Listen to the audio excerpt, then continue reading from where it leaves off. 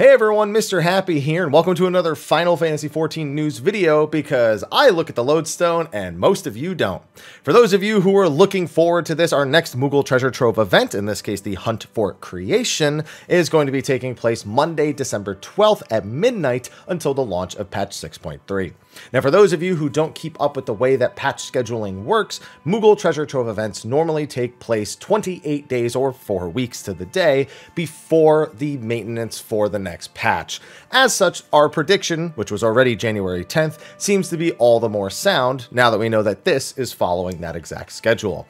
So, with that, let's see what activities we have for this Moogle Treasure Trove, and let's see what... There's really only one reward I care about, but let's see what all the rewards are. You know, most of them, they cycle through pretty much every Moogle Treasure Trove, but we can see what they got going for themselves. Collect irregular tomestones, get rare items. You will challenge the objectives, collect irregular tomestones, exchange them at the iterant Moogle, and then do it all over again. So again, yeah, this is the schedule, we know. So keep in mind, by the way, that 4-week schedule, it does say the event will conclude when the maintenance for 6.3 begins. They specifically say that instead of a day, because if they decide they need to delay the patch for a week or something, it gives them that, a window without the hard committal. Until they say January 10th, it only just makes the most sense for it to be January 10th. So either way, moving on to the objectives for this one. So any duty that qualifies will indeed have the little Moogle picture next to it, as it normally does. And that means you will obtain irregular tomestones of creation. So 7 irregular tomestones come from Dunskaith and the Praetorium. Classic ones that get included. Dunskaith, I don't think Dunskaith is there every time, but Praetorium is usually one of the things, and of course, here it is again. Except now, we have the reworked Praetorium, and, well, people like that, because you get it for leveling, and it's not too bad. It's not too bad at all. 5 irregular tomestones from the Weeping City, 3 or 5 from PvP, 3 if you lose, 5 if you win. I remember that from the last time I made one of these videos, and I couldn't figure out what the difference was, because I'm dumb. Hidden Gorge, Ansal Hakar, Seal Rock Seas, Shatter, and Borderland Ruins secure. 4 tomestones from Halatali Hard, Brayflox Hard, and Castrum. Are those part of a quest series that I don't remember? Why? Okay. Halatali Hard. Huh. It's been a while since I've done either of these.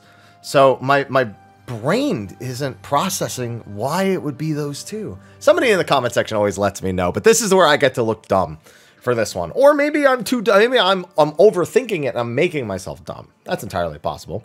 3 irregular tomestones from Void Ark, Port of Decamana, Cutter's Cry, Zamiel Darkhold, and the Sunken Temple of Karn.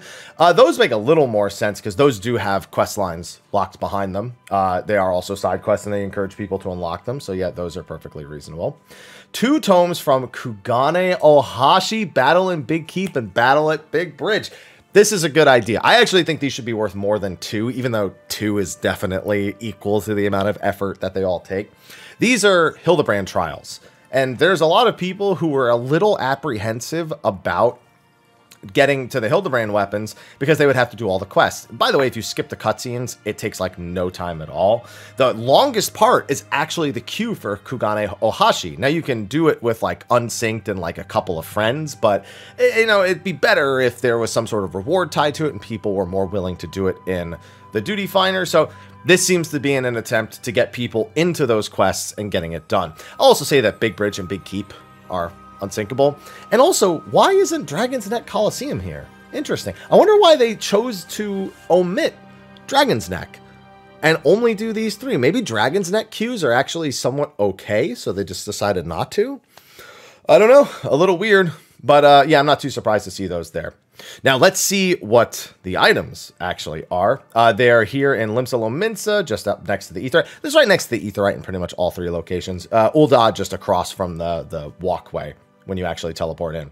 So the Namazu neckerchief, looks nice, not really my thing. The mount is always the thing I've been paying attention to because I don't have all the Stormblood mounts. It wouldn't be too bad to go back and get them. I've soloed most of those fights except for Tsukiyomi and Susano are the 2 that can't be soloed on Extreme. So the Hallowed is Seiryu? Yeah, so that's the Seiryu mount. Not too bad to solo now after a bit more item level, but that would probably be pretty nice to pick up. So Okay, yeah, that's the one. So but here's the thing. After that, it's going to probably go into Shadowbringers mounts, and I won't need those for a while. I have all the Shadowbringers mounts, and I have all the Endwalker mounts up to this point too. So yeah, that's good. It'll be good for people who don't have them though. That's one of the big things is getting old Extreme Trial mounts. If you don't want to or can't solo them for any particular reason, it's really useful for that. The Falcon Ignition Key is also great. If I recall, this has only been available via Moogle Tombstone events, as well as an old Amazon promotion. I think that's right for the Falcon. Yeah, that sounds correct to me.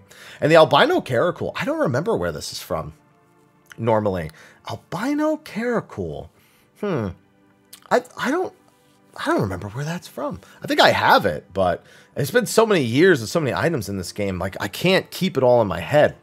Then you have Overzealous Affirmations, a few Orchestrion rolls, Intelligent Impressions, special Time Worn maps. These are really good for people who plan on doing that. Although, it's interesting because these are treasure maps for the dungeon we have now. I guess you could collect them prior to the next patch, but these ones I don't think will be able. I guess we need more details on the new treasure map because they're doing a new one, and we don't know if it works like the Thieves maps or if it's a brand new map that you have to get separately in order to access the roulette wheel in the roulette wheel dungeon. So yeah, I don't know, but either way, great for that. Where's the MGP card? Is the MGP card really less than 30? Spotted Fedora. So this is items from Coral Regina, the Asgardian Half. Yeah. So these are usually like tribal quest things or extreme trial quest mounts and things like that. You know, Dark Lantern, Sophic, that's Sophia, for example. And then a big thing people like to indoor pond, aqueducts, barrels, stage. Really, is this all the way down? I thought the MGP ones were, did I go past it? Oh, I did go past it. It's right here. MGP Platinum card. This is one of the biggest things I know people do. They speed run as like Blue Mage. In was Ormvale even on this list? Cutter's Cry, Sunken Temple, Porta Decumana, Holotolly. I guess you would, if you wanted to do Blue Mage, I guess you would do Brave Fox and Holotolly are both pretty quick on Blue Mage. So I guess you could do either or. But either way, they'll speedrun dungeons on Blue Mage, and then they'll buy MGP Platinum cards because they're 50,000 MGP a piece. So it becomes a really good farm for MGP if that's something you want to do, if you're looking to farm any of this stuff.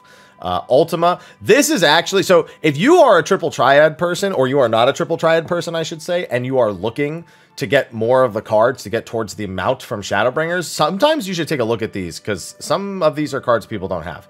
There's usually like one or two that is a little more valuable or can save you a bit of time. So always keep an eye on what cards are there because they're very, very cheap to get.